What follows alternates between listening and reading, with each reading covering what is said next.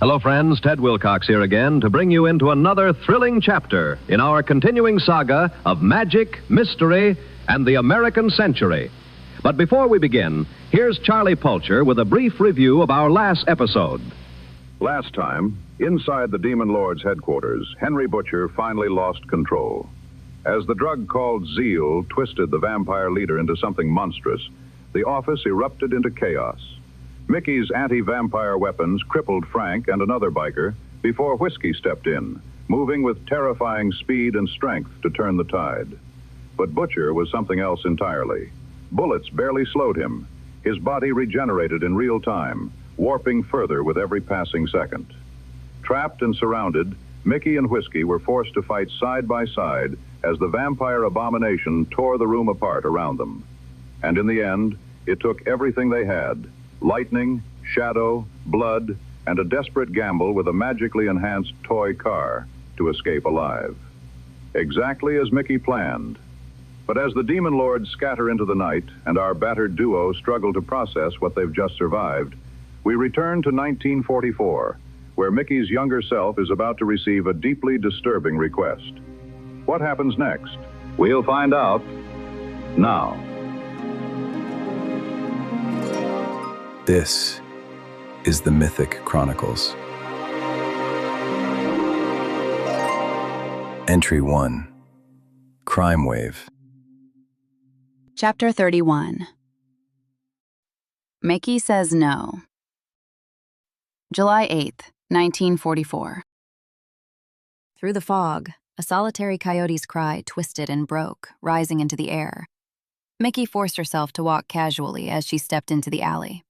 Visibility was poor at the best of times, but now, wrapped in a bubble of fog, she could barely see a few feet ahead. Even on bright days, their rendezvous spot was cloaked in gloom.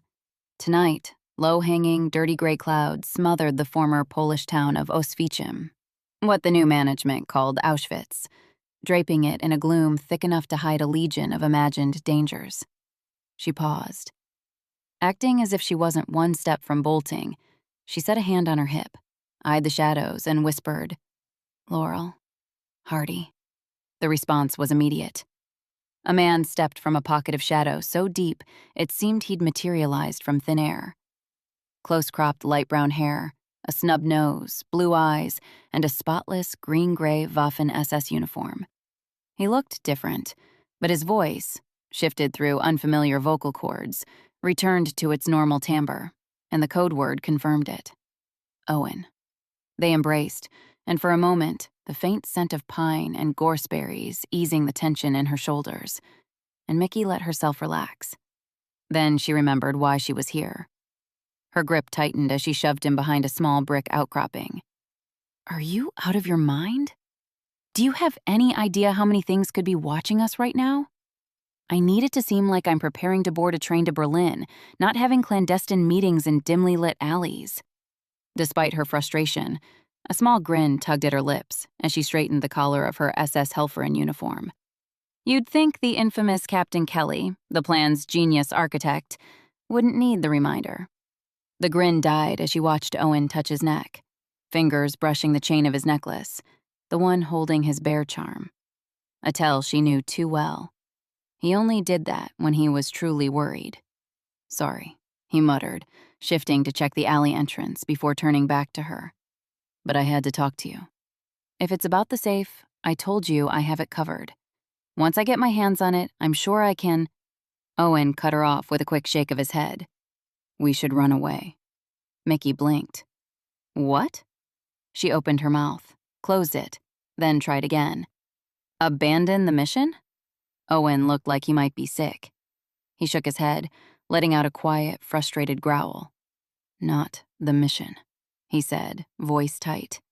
He wouldn't meet her eyes. "The entire war." Mickey stared. The words were so far from what she expected, her mind struggled to process them. "What? Owen, what?" He shook his head. "Listen, I know this mission has been hard on you, but—" Mickey flinched as if he'd slapped her, bitter anger surging through her veins like boiling acid. A scornful smile found its way to her lips. "Hard?" she hissed. I've spent months selling my soul to the damned angel of death so we could steal an S-class artifact before the Wahrheit brings it to Berlin. And now, after all the people She couldn't bring herself to finish. After everything I've done, one day before go-ahead, you ask me to walk away from the entire fucking war? As if it were all for nothing. This time, it was Owen's turn to flinch, but she was too furious to care. And what about Osgood and his team? She demanded. You want to desert them? Leave them to twist in the wind? We hand-picked Osgood and his men for this job. Even in the dim light, she saw the color drain from Owen's face. Yes, he said, then hesitated. No, I don't know. He grabbed her hands, squeezing as if physical contact might somehow make her see reason. There's still time, he pleaded.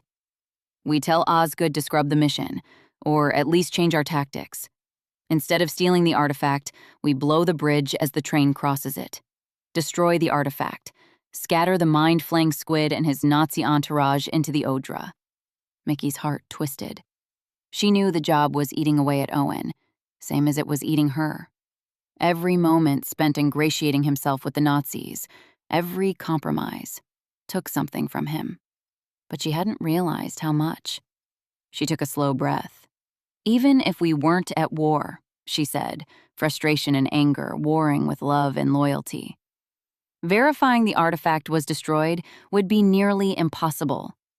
Doing it behind Nazi lines after you killed one of their shadow agents and blew up their special toy? That would be suicide. She stepped back, pulling her hands free. What's going on, Owen? He hesitated, staring at her for a long moment before letting out a shaky breath. I've got a bad feeling, he admitted, shoulders slumping. Something's wrong here. The lich they brought in from Italy, the one who recently arrived for security, there's something different about him. We need to abort. Mickey narrowed her eyes. Junior said he can handle the lich. Owen's expression hardened. He's wrong. I can't say how I know, but I do. This is too big for us. She held his gaze. In that moment, she remembered her glimpse of him. Every glimpse came differently, but his had been a feeling, an idea. His sense of justice, his kindness, his willingness to sacrifice himself for what he believed in. She exhaled through her nose. He was scared. He needed her to be strong. I understand you're scared, she said, forcing her voice steady. Believe me, I am too. But we've covered every angle. How many times have you propped me up in moments like this, convinced me to keep going? She stepped closer, lowering her voice. We can't abort a mission like this over a bad feeling. Her hand found his. Junior can handle one necromancer. He said so himself. She squeezed his hand. There's nothing to worry about. Owen shook his head, eyes shining. This is different. I had a dream. About you. You died on the train. Mickey blinked. A dream? She asked, voice soft but skeptical. And since when do you have divination powers? If you've been holding out on me, we're gonna have way bigger problems than this little discussion. Are you aware of how many embarrassments I might have avoided with your help?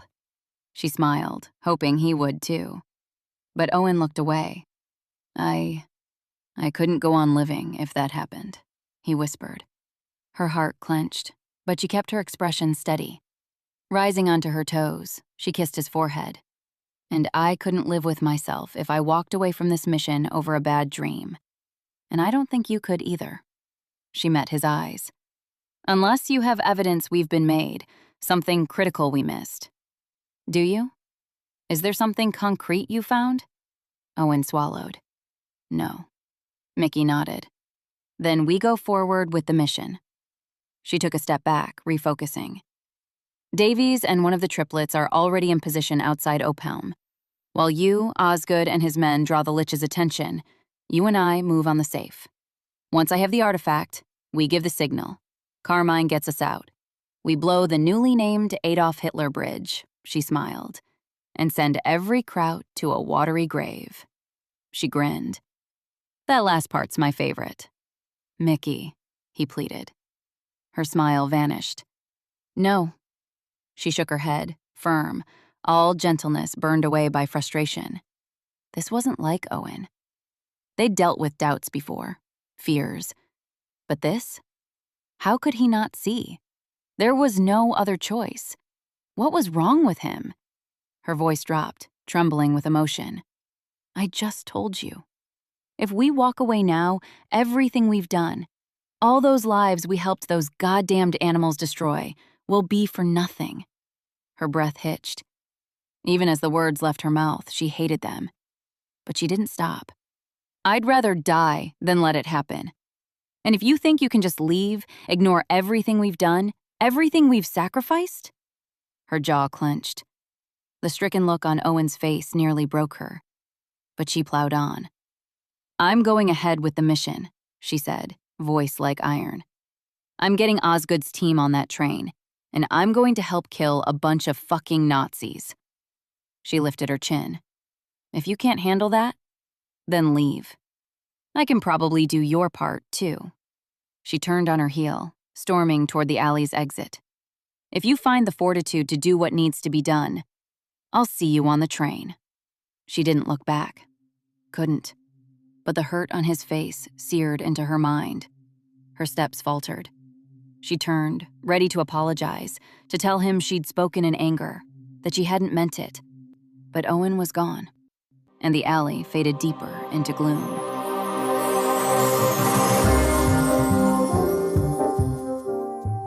Thank you for listening to this episode of The Mythic Chronicles. The story continues every Tuesday and Thursday. If you're enjoying the journey, please consider rating and reviewing the podcast. Your words might help bring more mythics into the fold.